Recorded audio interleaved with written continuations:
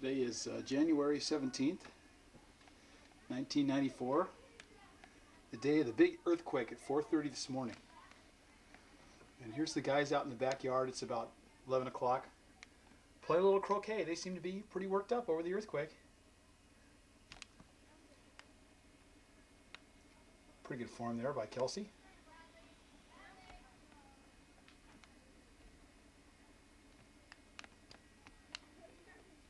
Here's Bradley. Not a bad shot. Here's Morgan. He uses his croquet mallet for everything except for a croquet mallet. There's Afton. Let's see how she does. She's going for that. Oops! That wasn't a very good shot, Addie. Now she's got the wicket stuck on her.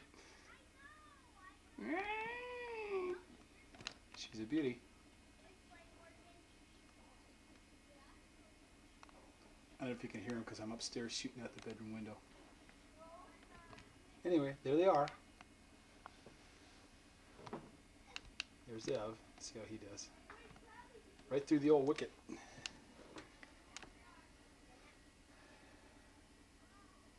Oh, Evan.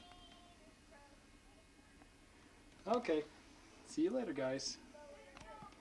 There's Jeremy. Morgan's all excited about something.